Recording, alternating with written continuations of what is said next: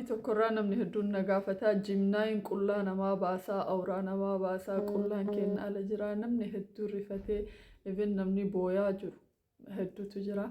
Assalaamu alaykum wa rahmatullahi wa barakaatu. Viidiyoo kan nama hedduu bira akka ga'uuf laayik godhaatee eegala. Liinkii anas jala kaa'u immoo subscribe naa godhaa. Deeggarsaaf hin barbaade waan ta'eef jechuudha. Mallaqa isin gaafachuudha akka soyyaa waan ta'eef. Wanni barbaadeeti. Jimnaay googilii. Jimnaay googilii irraa isin haasa'uu barbaade yookiin aappii baandiraa garaagaraa waan garaagaraa namarratti namaaf sirreessee ittiin edit godheetiin namaaf ergusan namni viidiyoon isaa mana san keessa hin jiru. Laakiin garuu irra hedduun namaadha. Viidiyoo keenya bahuu hedaa viidiyoolee qullaa jechuudha. Akkuma isin beektan awuraa qullaa beerfeesiidhaan nu baasuu heda jedhanii namni hedduun booheetiin keessa na gaafata. Har'a saniin isinii hima. Awwalan aappii wayii hogguu fayyadamtan jechuun aappii san warroota aappii san kireet godha yookiin immoo abbootii aappii sanii qoradhaa. Maaliif isin fayyada jennaan akkuma biyyoonni biyyaan garagara ta'u seerri biyya saniilleen akkasumatti garaagarummaa hedduu qabaata. Ameerikaa namni hedduun hin jaalatu. Laakiin garuu aappileen Ameerikaa, Raashiyaa, Jarman kunni jechuudha. Aappileen isaan dalagan yookiin immoo itti gaafatamummaa isaa Jarman, Raashiyaa takkaahuu immoo Ameerikaa yoo ta'u ta'e security'n keessaahuu private security'n isaa baay'ee jajjabaadha. Ammalleen immoo citii dhuunfaa hin baasan. Maaliif jennaan seera biyya sanii irratti seeraan yakkaan nama gaafachiisa waan ta'eef jechuudha. Akkuma beekamu googilitti aanee Jimnaayin sadaffaa moo afuraffaarra jira. Itti gaafatamummaan isaa immoo Ameerikaadha. So kanaaf hin baasaa akka jedhuuf Jimnaayin dhugaa dubbachuu fi hin baasu garuu akka inni itti baasu qullaa namaan jira. Dhugaa dubbachuuf Jimnaayin atool qullaa namaan baasu.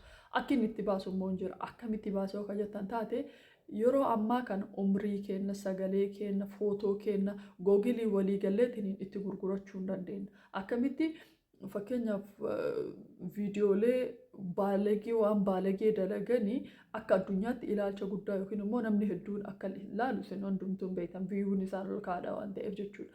Duuba waan baalagee sanirra yookiin immoo aakshinoota babbaalageerra sagaleen keessan akka duubaan galu godhuudhaaf garuu hayyama keessan barbaadonni sun. Fakkeenyaaf amma nuti yedawwalullaachuu dambanyaa telefoon lagizee xirraa qabbalame intaloon jettu suni sagalee namaati namni sun beekamaadha. Laakiin sagaleen isii immoo isiin sagalee isii parchees gurgurtee jirti jechuudha. Akkasuma aappilee wayita bantanii waan securii ufitti bantantu jira ufumaa keessanii jechuudha. Yookiin immoo ani yoo qaama kiyyallee footoo kiyyallee waan feeteefuu fayyadamte ani hayyamamaadha jettee waan ufitti bantu jira. Waan san ufitti bante googiliin obviously hin fayyadamu. ምክንያቱም ragaa itti qaba akka waan san fayyadamaati jettee jechuudha. Kanaan alatti garuu hayyama abbichaatiin ala footoo namaas haa ta'uuti orgaanika namaa akkasitti qullaa gadi hin baasu. Jimnaayin guutumaan guutuu kijiba garuu feekiin hin jiraa jedhan. Googil irraa qaxxitaa pileestoor irraa googil irraa yoo gadi hin buufanne taate yookaan namarraa ka dabarfatte minaamin jiraachuu danda'a. Feekiin isaadha jechuudha. Sun immoo situ laallatee addaan baafachuu qaba. Gin aappileen immoo waliigaltee seeraan mallatteessanii footoo kennallee haa ta'u sagalee kenna waan fedheef itti fayyadama jedheetiniini aappiin beeksiseen jira. Suni maali? Kaapkatii fi tiktaakiidha. Tiktaakiin footoolee kenna, viidiyoolee kenna, rabbiin nusattaru malee waan fedheef fayyadamuu danda'a. Minaalbaat har'a anaan argitan boru Booliwuud irratti aktara ta'ee anaa wanni dalaguun arguu dandeettan. Fiilmii dalaguun arguu dandeettan. Sun immoo AI'dhaan hayyama kiyyaan alatti jechuudha.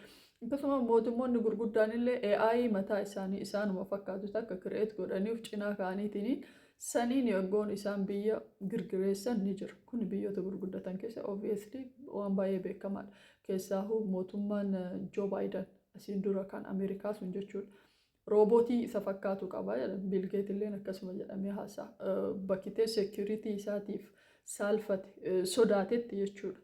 Roobootii sana ergee roobootii sana immoo waan jedhu godhuu barbaadu asii riimootiidhaan taphatattara jechuudha. Wantoonni akkanaa ni mul'atan.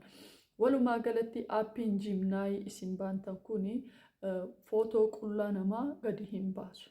Laakiin garuu namni tokko footoo kiyya fuudhee akka waan an qullaa jiruutti editingii nama sadarkaan isaa baay'ee ol ka'aadha waan ta'eef edit godheetiniini fiduu hin danda'a. So kanaaf eega miidiyaa irra baanee waan miidiyaa fayyadamaa jiraanne sodaachuun, shabbaramuun, ammallee waan miira hin taane keessa galaniitiin sammuu ofii dhabuun faayidaa qaba jedheetiin hin yaadu'an. So kanaaf sirbaa bahanii morman dho'ifatanii jette Oromoon.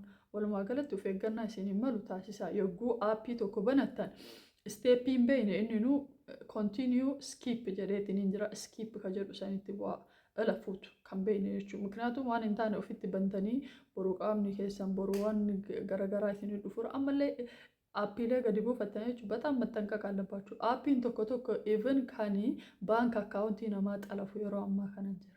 Even kan jireenya kee guutumaan guutuutti kun amma qaama kee minaaminaan kanaa olitti waan hedduu sirratti baasuu danda'u hin jiru. So aappiilee namarraa dabarfattaniif pileestoor irraa buufattaniif googil irraa buufattan aappii maalummaa isaa hin beeyne gadi buuftanii silkii keessan irratti akka oon hin goone ammallee iimoo fa'aa wayita fayyadamtanii beeksisoota fiduu jalqabeera. Beeksisa tanirra immoo aappiilee garagaraatu jira.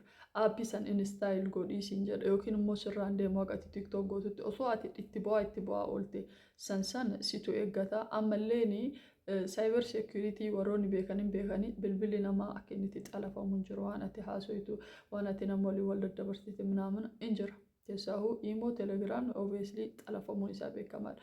Yoo wanni kun isiniif barbaachisaa ta'e waa'ee aappii beekuudhaaf fedhiin keessan bal'aa akka ta'u taate inshaallah viidiyoo biraa irratti bal'inaanii as jalatti waa'ee kanaa nu dubbadhu jedhaanaa himaa googil godheetiin isinii dubbadha. Har'aaf qophiin ani isinii qabadhe aappiin jiimnaayii jedhamu kuni egaa ati viidiyoo aplood itti goote booda qullaa namaa baaseetiin olii gadiin ergaa yookiin immoo akkanaan godhaa ka jedhuufi akka inni hin goone ani seeraan mirkaneeffadheera. Googil godheellee ilaaleera.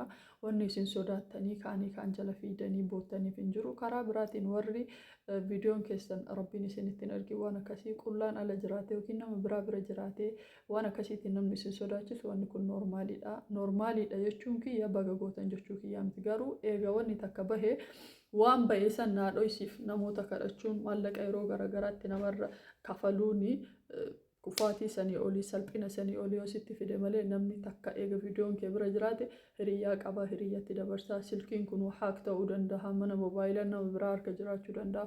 Obviously kaati kadhattu caala bakka ati hin beekne hedduu nama hedduu harka namatti hin beekne jiraachuu danda'a waan ta'eef sammuu keessan amansiisaa waan san awuzbilam sheexaan rajim jedhaa rabbii keessanii tawwaa deebi'aa. Wanni sun akka uumamneef of eegaa. Eega wanni sun uumame garuu kadhattanii hamba jala hin deemina. Kaapkatiinuu gadi baasaa. Tiktaakiin illee gadi baasaa. Haga ammatti gadi hin baasne garuu seera san chaayinaan dhiheenya kana mirkaneessitee jirti. Anillee dubbisee jira. Assalaamu alaikum warahmatullahi wabarakatuh.